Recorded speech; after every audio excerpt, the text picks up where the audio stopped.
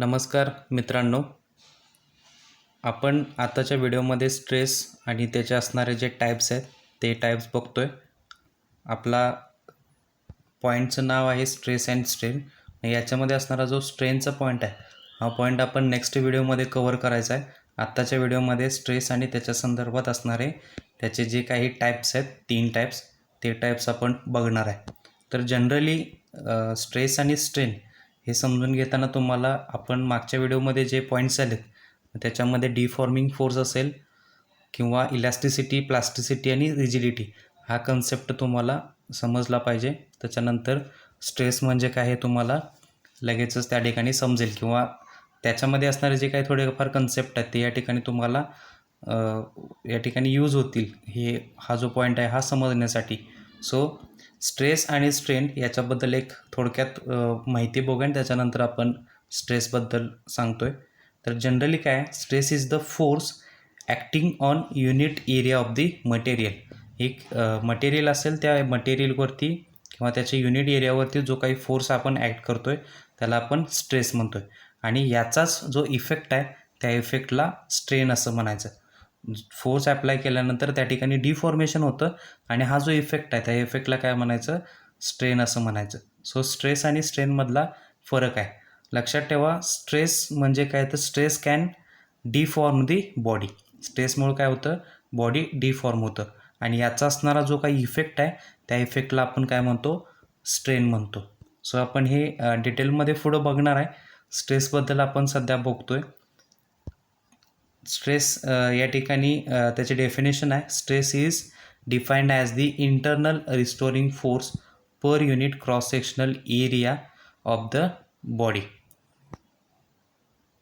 आता या ठिकाणी एक एक्झाम्पल द्यायचं झालं तर समजा एक बॉडी आहे आणि त्या बॉडीवरती आपण काय केलं, डिफॉर्मिंग फोर्स ॲक्ट केला. एक बॉडी घेतली किंवा एखादा ऑब्जेक्ट असेल आणि या ऑब्जेक्टवरती आपण फोर्स ॲप्लाय केला. मग फोर्स ॲप्लाय केल्यानंतर काय होणार आहे, ती जी बॉडी आहे समजा त्या बॉडीचं काहीतरी सुरुवातीला साईज आणि शेप असेल. मग तुम्ही फोर्स ॲप्लाय केल्यानंतर त्या बॉडीची साईज आणि शेप काय होणार, बदलणार. म्हणजे त्या ठिकाणी काय होतं आहे, डिफॉर्मेशन होतं आहे. फोर्स ॲप्लाय केल्यानंतर बॉडीचं डिफॉर्मेशन होतं आहे.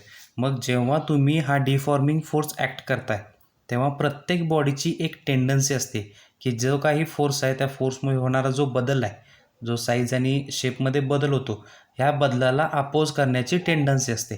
मग हे अपोज कधी करतात, ज्या वेळेला त्या बॉडीमध्ये फोर्स असेल त्यावेळेला किंवा ती बॉडी ज्या वेळेला फोर्स ॲप्लाय करेल तेव्हाच त्या ठिकाणी बॉडी तो जो होणारा बदल आहे या बदलाला काय करणार, अपोज करणार, रोखणार. मग हा जो इंटरनल फोर्स बॉडीमध्ये तयार होतो या इंटरनल फोर्सलाच त्या ठिकाणी रिस्टोरिंग फोर्स असं म्हणतात.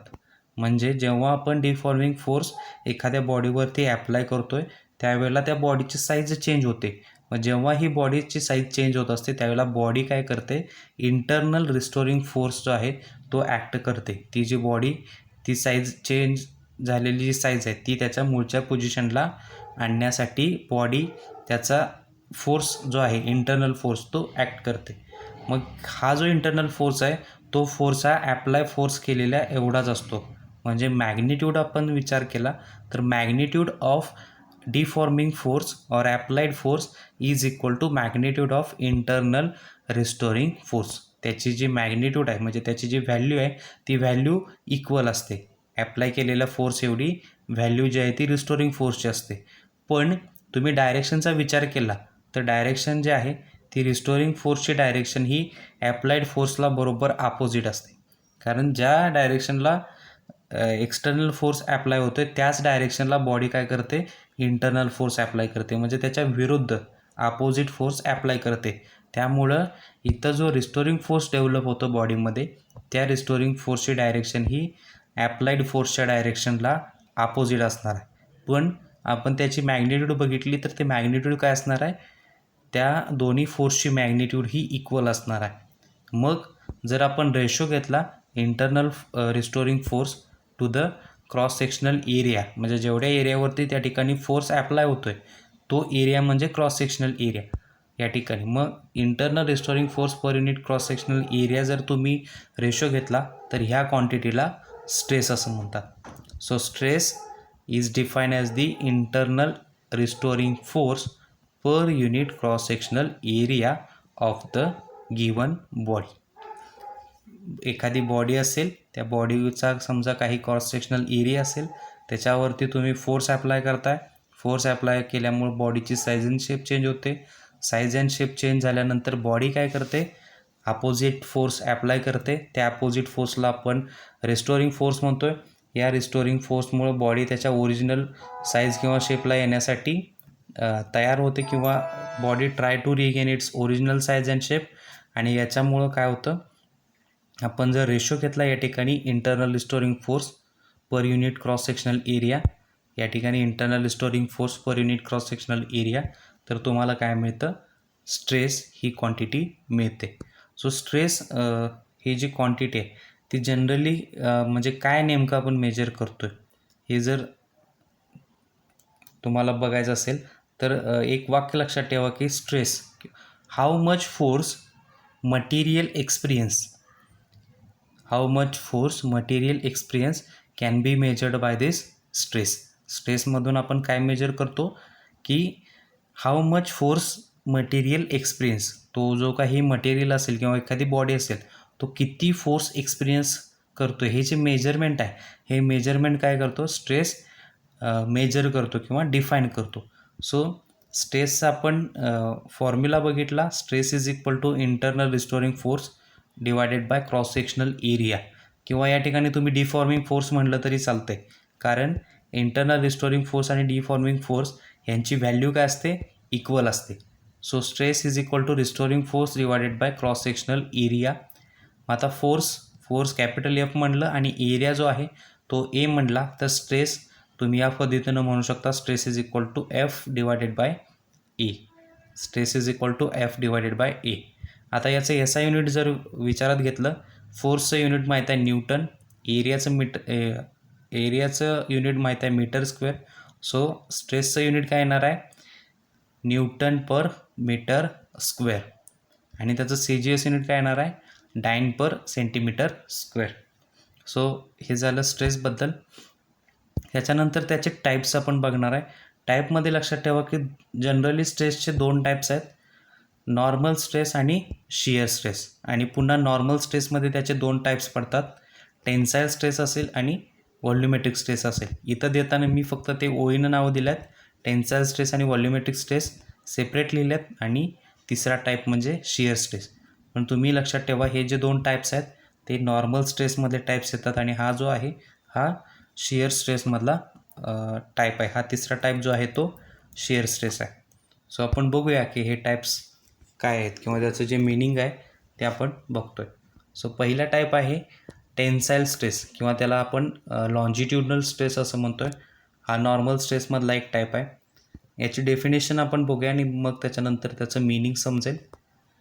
It is defined as the deforming force applied along the length of body having unit cross sectional area. Generally काय आहे, स्ट्रेस हा फोर्स अपॉन एरियाचा आहे, पण फोर्स आपण कशा पद्धतीनं ॲक्ट करतो आहे याच्यावरती त्याचे टाईप्स पडले. आता या ठिकाणी आपण फोर्स कसा ॲक्ट करतो आहे हे तुम्हाला ह्या एक्झाम्पलच्या सहाय्यानं समजेल. इथं काय घेतलं आहे, एक वायर घेतल्या, समजा वायर त्याची सुरुवातीची लेंथ कॅपिटल एल असेल, वायर घेतल्या त्या वायरची लेंथ कॅपिटल एल असेल, आणि त्याचा जो क्रॉस सेक्शनल एरिया आहे, म्हणजे ही जर वायर आपण अशी आडवी कट केली तर तुम्हाला सर्कल मिळेल, आणि त्या सर्कलचा क्रॉस सेक्शनल एरिया हा पायर स्क्वेअर इतका असेल. सो ही वायर आहे, सुरुवातीला त्याची लेंथ एल आहे, त्याचा क्रॉस सेक्शनल एरिया पायर स्क्वेअर इतका आहे. ती वायरचं एक टोक आहे ते आपण रिजिड सपोर्टला कनेक्ट केलं, आणि दुसरं टोक आहे इथं बघा, मी पॉइंटर दाखवतो आहे, या ठिकाणी दुसरं टोक असणार आहे. इथं आपण काय करायचं, वेट अटॅच करायचं. आता जेव्हा तुम्ही ह्या वायरला वेट अटॅच करत जाल त्यावेळेला काय होणार, ही वायरची जी लेंथ आहे कॅपिटल एल, ही लेंथ काय होणार, इन्क्रीज होत जाणार. म्हणजे समजा स्मॉल एल इतक्या अमाऊंटनं ही लेंथ इन्क्रीज झाले वेट ॲड केल्यानंतर, तर आपण या ठिकाणी सांगू शकतो आहे वेट ॲड करतो आहे म्हणजेच ह्या वायरला आपण काय करतो आहे, फोर्स ॲप्लाय करतो आहे. आणि हा फोर्स कसा ॲप्लाय करतो आहे, तर एरिया ऑफ क्रॉस सेक्शन आहे, या एरियाला परपेंडिक्युलर आपण फोर्स ॲप्लाय करतो आहे. म्हणजे फोर्सची डायरेक्शन कशी आहे, डाऊनवर्ड आहे, आणि हा एरिया अशा पद्धतीने आहे, म्हणजे एरियाला बरोबर जो काही एरियाला हा जो फोर्स आहे हा काय आहे, परपॅन्डिक्युलर फोर्स ॲप्लाय केला आहे. सो फोर्स ॲप्लाय केल्यामुळं ही जी वायर आहे त्याची ओरिजिनल लेंथ इन्क्रीज झाली small L अमाऊंटनं.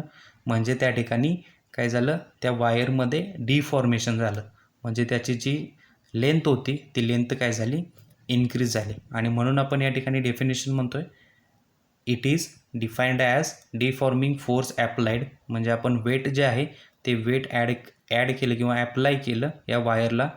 It is defined as the deforming force applied along the length of body.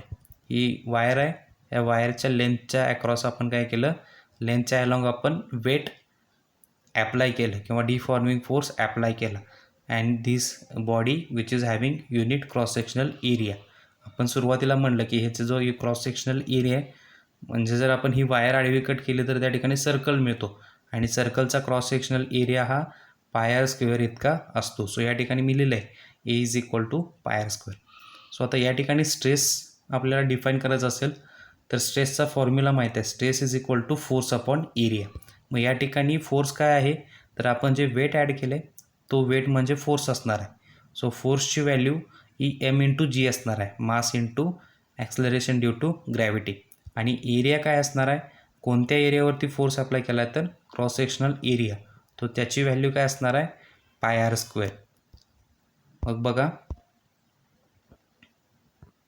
Stress किंवा टेन्साईल स्ट्रेस आपण म्हणू, tensile stress is equal to applied force और internal force divided by cross sectional area.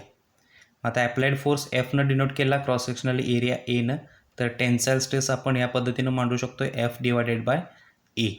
एफची value काय आहे, M into जी. कारण F काय करतो आहे, आपण वेट अटॅच करतो आहे आणि तो जो फोर्स आहे तोच काय असणार आहे, एफ असणार आहे. So M into G. आणि ए काय असणार आहे, क्रॉस सेक्शनल एरिया, त्याची व्हॅल्यू काय आहे, pi R square. So tensile stress is equal to M G divided by pi R square.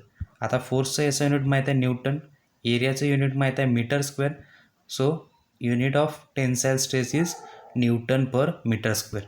म्हणजे जे स्ट्रेसला सुरुवातीला आपण युनिट बघितलं तेच या पुढच्या टाईप्सचे असणार आहेत, कारण ते स्ट्रेसच आहे.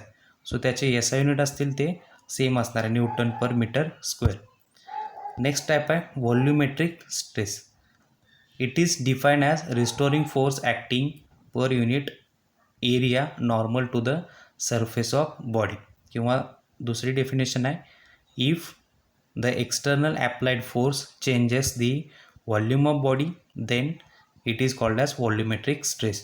म्हणजे आपण मगाशी टेन्साईल स्ट्रेसमध्ये बघितलं की एकाच डायरेक्शनला आपण फोर्स ॲप्लाय केला, म्हणजे शक्यतो आपण असं म्हणू की वन डायमेन्शनला आपण फोर्स ॲप्लाय केला आहे किंवा टू डायमेन्शन एरिया.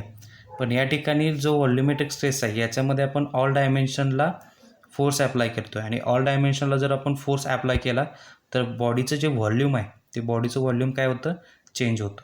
इथं डायग्रॅम आहे, समजा हा एक सर्कल आहे बाहेरचा, ह्या सर्कलचा व्हॉल्यूम कॅपिटल व्ही इतका असेल आणि तुम्ही काय केलं, या बॉडीवरती फोर्स ॲप्लाय केला, सगळ्या डायरेक्शननी फोर्स ॲप्लाय केला.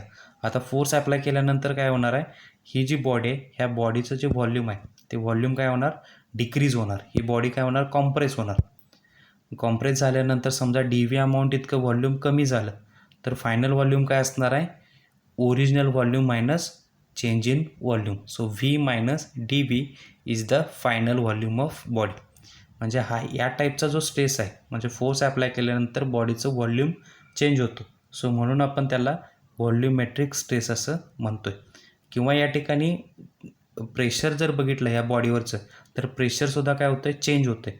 सो या ठिकाणी व्हॉल्युमेट्रिक स्ट्रेस जो आहे तो चेंज इन प्रेशर अशा पद्धतीने सुद्धा लिहू शकताय. Volumetric stress is equal to change in pressure, त्याला तुम्ही डी पी असं म्हणा. किंवा आपण जी डेफिनेशन बघितली स्ट्रेसची, फोर्स अपॉन एरिया, अशा पद्धतीनं जरी लिहिलं तरी चालते. आणि फोर्स अपॉन एरिया म्हणजेच काय असतं, प्रेशर असतं. एस आय युनिट आपल्याला माहीत आहे न्यूटन पर मीटर स्क्वेअर, कारण हे एस आय युनिट सेमच असणार आहे स्ट्रेसचं. सी जी एस युनिट डायन पर सेंटीमीटर. आणि तुम्ही जर डायमेन्शन्स फाइंड आउट करायला गेलं तर तुम्हाला डायमेन्शन्स मिळतील m⁻1, l⁻−1, t⁻−2. हे झालं व्हॉल्युमेट्रिक स्ट्रेसच्या बाबतीत. तिसरा टाईप आहे शियर स्ट्रेस. आता शियर स्ट्रेस समजून घेण्याच्या आधी एक कन्सेप्ट सांगतो इथला. किंवा हे एकदा रिवाईज करा. टेन्साईल स्ट्रेसमध्ये आपण बघितलं की हा जो एरिया आहे या एरियाला परपेंडिक्युलर आपण फोर्स ॲक्ट केलेला. हा जो एरिया ऑफ क्रॉस सेक्शन आहे या एरिया ऑफ क्रॉस सेक्शनला आपण जो फोर्स ॲप्लाय केला डिफॉर्मिंग फोर्स हा एरियाला परपेंडिक्युलर फोर्स होता. आता शिअर स्ट्रेस जो आहे या शिअर स्ट्रेसमध्ये समजा ही बॉडी आहे, या बॉडीची हाईट समजा याची इतकी आहे आणि हा एरिया ऑफ क्रॉस सेक्शन आहे. तर या एरिया ऑफ क्रॉस सेक्शनला आपण काय करतो आहे पॅरलल फोर्स ॲप्लाय करतो आहे. या एरिया ऑफ क्रॉस सेक्शनला जर तुम्ही पॅरलल फोर्स या ठिकाणी अशा डायरेक्शनला ॲप्लाय केला तर पॅरलल फोर्समुळं काय होतं ती बॉडीची जी शेप आहे तो बॉडीचा शेप काय होतो चेंज होतो. सो आपण असं म्हणू this is a stress corresponding to change due to applied tangential force. म्हणजे आपण जो पॅरलल फोर्स म्हणत होतो एरिया ऑफ क्रॉस सेक्शनला त्यालाच टँजेन्शियल फोर्स म्हणतात. So it is the stress corresponding to change due to applied tangential force. It is called as shear stress. किंवा general definition आपली it is the restoring force developed per unit area due to applied tangential force is called as shear stress. पुन्हा एकदा या ठिकाणी मी तुम्हाला डायग्रामवरून सांगतो. ही body आहे, ह्या बॉडीची ही इनिशियल स्टेट आहे. म्हणजे समजा त्याची हाईट एच असेल आणि area of cross section A असेल. जेव्हा तुम्ही टँजेन्शियल फोर्स ॲक्ट करता किंवा त्याला आपण पॅरलल फोर्स असं म्हणतो आहे parallel to the area of cross section. Parallel force त्या ठिकाणी ॲक्ट केल्यामुळं हे ज्या साईज ही जी बॉडीची साईज अशा पद्धतीने होती ती साईज काय झाली शेप जो आहे तो काय झाला चेंज झाला. सो अशा पद्धतीचा जो स्ट्रेस असेल त्या स्ट्रेसला काय म्हणायचं शिअर स्ट्रेस असं म्हणायचं. ठीक आहे. आत्ताच्या व्हिडिओमध्ये स्ट्रेसच्या टाईप्स आपण बघितलेत. पुढच्या व्हिडिओमध्ये स्ट्रेन म्हणजे काय आणि त्याचे टाईप्स हे आपण बघणार आहे. ठीक आहे.